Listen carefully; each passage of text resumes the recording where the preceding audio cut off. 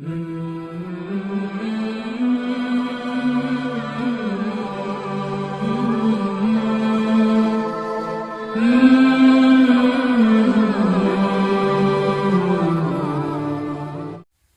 اللہ الرحمن الرحیم۔ خوابنامہ کے ساتھ میں ہوں محمد وسیم اکرم القادری۔ نبی رحمت صلی اللہ علیہ وسلم کی زیارت اقدس کے حوالے سے بعض لوگ جھوٹے خواب بیان کرتے ہیں اور نبی رحمت صلی اللہ علیہ وسلم کے پیارے دین کو مجروح کرتے ہیں۔ ایسے لوگ نبی رحمت صلی اللہ علیہ وسلم کی مبارک حدیث کے مطابق جہنمی اور دوزخی ہیں۔ رسول رحمت صلی اللہ علیہ وسلم نے فرمایا، یہ حدیث صحیح مسلم کے اندر موجود ہے، نبی رحمت نے فرمایا کہ جس نے میری طرف جھوٹ منسوب کیا وہ اپنا ٹھکانہ جہنم بنا لے۔ اور دوسری حدیث مبارکہ میں ہے، نبی رحمت صلی اللہ علیہ وسلم نے فرمایا، من رآنی فقد رأى الحق، جس نے مجھے دیکھا اس نے خواب میں مجھے ہی دیکھا، کیونکہ میری شکل و صورت خواب میں شیطان اختیار نہیں کر سکتا۔ اب نبی رحمت صلی اللہ علیہ وسلم کی صورت مبارکہ کیسی تھی؟ احادیث طیبات میں ہمیں مکمل اس کی وضاحت ملتی ہے۔ کوئی بندہ اگر کلیم کرے کہ میں نے رسول رحمت صلی اللہ علیہ وسلم کو خواب میں دیکھا ہے اور حضور علیہ السلام نے مجھے فلاں فلاں عمل کرنے کے لیے حکم دیا ہے، تو اس خواب کو پرکھا جائے گا کہ اس خواب میں کس نوعیت کا حکم دیا گیا ہے۔ وہ احکام شریعت کے تابع حکم ہے یا احکام شریعت کے مخالف حکم ہے؟ جو شخصیت اس خواب میں نظر آئی ہے، اس کے نقوش، اس کی شکل و صورت رسول رحمت صلی اللہ علیہ وسلم کے متعلق جو احادیث طیبات میں وضاحت کے ساتھ علامات آئی ہیں ان کے ساتھ ملتی ہے، یا شکل و صورت بالکل الگ تھلگ ہے۔ اب اگر کوئی آدمی کلیم کرے کہ میں نے نبی علیہ السلام کو خواب میں دیکھا اور حضور علیہ السلام بہت لمبے قد کے تھے اور سفید داڑھی تھی اور بہت جو ہے وہ جسم اقدس کے اوپر بہت زیادہ بال تھے اور جسم اقدس بہت زیادہ لمبا تھا، تو یہ خواب عین جھوٹ پر مبنی ہے، کیونکہ نبی رحمت صلی اللہ علیہ وسلم کے تو وصال تک 20 بال بھی سفید نہیں ہوئے۔ سیدنا انس کہتے ہیں، یہ حدیث صحیح بخاری کے اندر اور مسلم کے اندر موجود ہے مختلف طرق کے ساتھ۔ سیدنا انس فرماتے ہیں کہ نبی رحمت صلی اللہ علیہ وسلم کے وصال تک 20 بال بھی سفید نہیں ہوئے تھے۔ تو اب اگر کوئی بندہ کہے کہ نبی رحمت کی میں نے سفید داڑھی دیکھی ہے، تو نبی رحمت کی سفید داڑھی جو ہے وہ تو ہوئی نہیں ہے، تو اس نے کیسے دیکھ لی؟ اور اگر اس نے دیکھی ہے تو اس کا مطلب یہ ہے کہ وہ خواب اس کا سچا نہیں ہے، اس کا خواب جھوٹ پر مشتمل ہے۔ اسی طرح کا ایک خواب ڈیرہ اسماعیل خان کی ایک 12 سالہ لڑکی نے دیکھا۔ اس لڑکی نے کیا خواب دیکھا کہ اس نے خود بیان کیا ہے کہ مجھے نبی رحمت صلی اللہ علیہ وسلم کی زیارت ہوئی اور مجھے رسول اللہ نے حکم دیا کہ فلاں صفیہ نامی معلمہ جو ایک خواتین کے ادارے میں پڑھاتی ہے وہ میری گستاخ ہے، اس کو تم قتل کر دو۔ اس نے اپنے ساتھ اپنے رشتہ دار 2 خواتین کو ملایا، وہ رشتے میں ایک اس کی پھوپھی لگتی ہے اور ایک دوسری قریبی رشتہ دار ہے۔ یہ تینوں اس خاتون کے مدرسہ آنے کے وقت سے پہلے مدرسہ کے پاس پہنچ گئیں، مدرسے کو باہر سے کنڈی لگا دی اور اس خاتون کو پکڑ کر لوگوں کے سامنے ذبح کر دیا۔ جس طرح مرغی کو ذبح کیا جائے تو وہ پھڑکتی ہے، اس طرح یہ خاتون پھڑکتی رہی، آوازیں دیتی رہی، لیکن کسی نے اس کی آواز نہیں سنی۔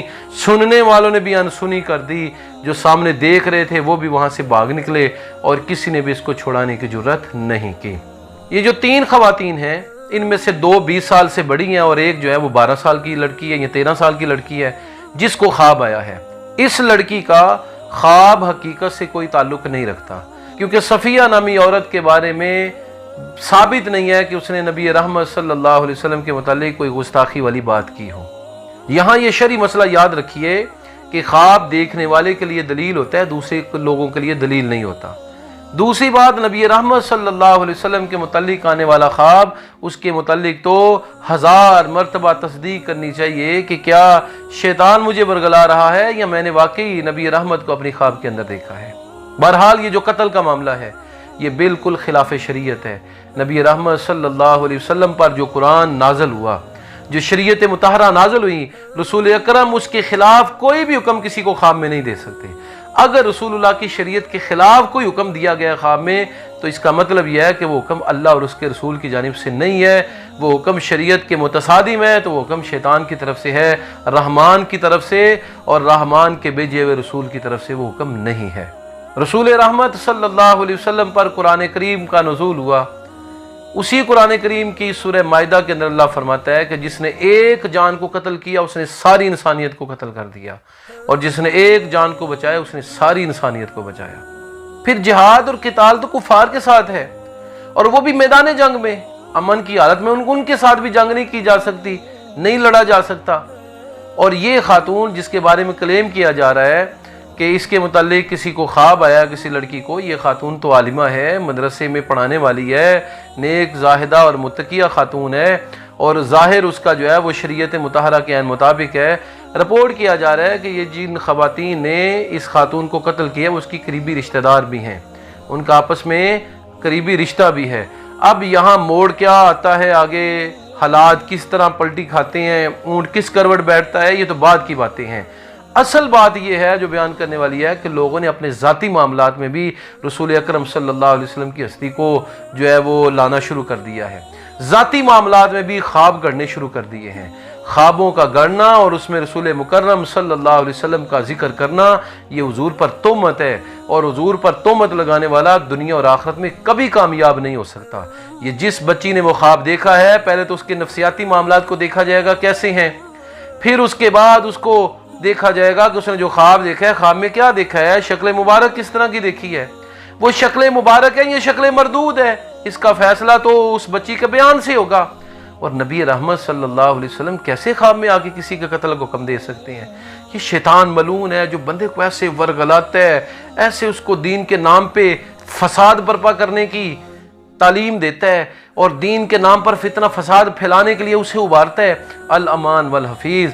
बहरहाल क्योंकि हमारे चैनल का मौजू ही ख्वाब है और हमारे चैनल का नाम भी ख्वाबनामा है, इसलिए जब हमने ये दर्दनाक खबर सुनी कि एक ख्वाब की बुनियाद पर एक आलिमा को कत्ल किया गया, तो हमने समझा कि इस बात को ज़रूर मौज़े बहस बनाना चाहिए और बताना चाहिए कि ख्वाब जो इस तरह के होते हैं उनकी तस्दीक बहुत ज़रूरी है, और किसी ख्वाब की बुनियाद पर किसी को कत्ल नहीं किया जा सकता।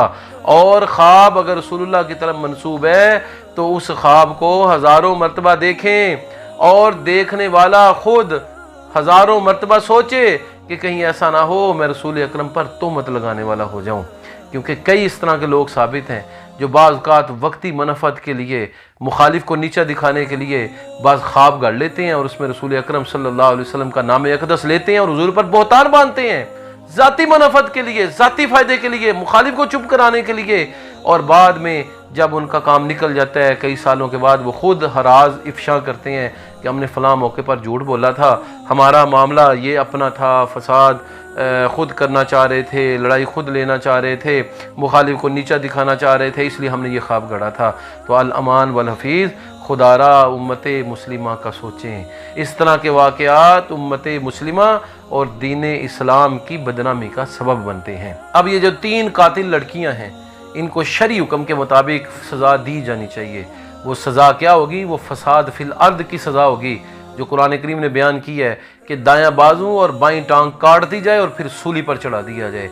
इस तरह के लोगों का यही अंजाम होना चाहिए जो दीन को निशाना बना के अपने दुनियावी अगराज को पूरा करते हैं, दुनियावी दुश्मनी निकालने के लिए दीन को निशाना बनाते हैं, और दीन में भी नबी रहमत की ज़ात अक़दस को निशाना बनाते हैं। अल अमान वल हफीज़। रसूल रहमत ने फरमाया था, जिसने एक झूठ मेरी तरफ मंसूब किया वो अपना ठिकाना जहन्नुम में बना ले। अपने इस मुख्तसर से प्रोग्राम का इख्तिताम हम इस दुआ के साथ करते हैं कि अल्लाह रब्बुल आलमीन हम उम्मत मुस्लिमा को अपनी इस्लाह की तौफीक मोहम्मद फरमाए और इस तरह के शर अंगेज़ अनासिर से हमें महफूज फरमाए। गैर मुस्लिम जब नबी रहमत सल्लल्लाहु अलैहि वसल्लम के नाम अक़दस के साथ किसी किस्म का तौहीन का मामला करते हैं, उस वक़्त हमारे जज्बात दीदनी होते हैं, और जब इस तरह का मामला नबी रहमत की तरफ हम खुद मंसूब कर रहे होते हैं, उस वक़्त भी हमें एक आशिक की नज़र से सोचना चाहिए और इस तरह के शैतानी ख्यालात को काबू करने की कोशिश करनी चाहिए। शैतान वरगलाता है, ये बात भी गढ़ो, ये बात भी बयान करो, اور یہ بات بھی بیان کرو، یا بعض لوگوں کو واقعی اس طرح کے خواب بھی آتے ہیں اور وہ شیطان کے پورے جال کے اندر آ جاتے ہیں اور شیطان انہیں وہ سمجھا دیتا ہے کہ میں ہی اللہ کا نبی ہوں، تو ایسے بندوں کو، ایسے لوگوں کو، ایسی خواتین کو نبی رحمت صلی اللہ علیہ وسلم کی شکل و حیت اور رخ اقدس کے بارے میں احادیث کی صحیح کتابوں میں پڑھ لینا چاہیے کہ نبی علیہ السلام کا رخ اقدس کیسا تھا اور میں نے خواب کے اندر کیسا دیکھا ہے۔ یہ شیطان کو چت کرنے کا بہترین طریقہ ہے کہ اس کا کیا ہوا وار اسی کی طرف پلٹا دیا جائے۔ اللہ رب العالمین ہم سب کی حفاظت فرمائے اور ہمیں نبی رحمت کی طرف جھوٹے خواب، جھوٹی باتیں منسوب کرنے سے محفوظ فرمائے، ہماری نسلوں کی حفاظت فرمائے، علماء عظام معلمات کی حفاظت فرمائے، اور اس طرح کے قاتلین جو ہیں ان کو رب تعالیٰ کیفر کردار تک پہنچائے۔ امت مسلمہ کے خلاف ہونے والی سازشیں وہ جہالت کی بنیاد پر ہوں، شیطانی ہتھ کنڈوں کی بنیاد پر ہوں، لبرل مافیا کی طرف سے ہوں، یا غیر اسلامی تنظیموں کی طرف سے ہوں، یا بد مذہبوں کی طرف سے ہوں، اللہ رب العالمین ان تمام تیروں سے، تمام ان کے حملوں سے ہم سب کو محفوظ فرمائے اور رب تعالیٰ امت مسلمہ کی خیر فرمائے۔ آمین ثم آمین، وآخر دعوانا ان الحمد للہ رب العالمین۔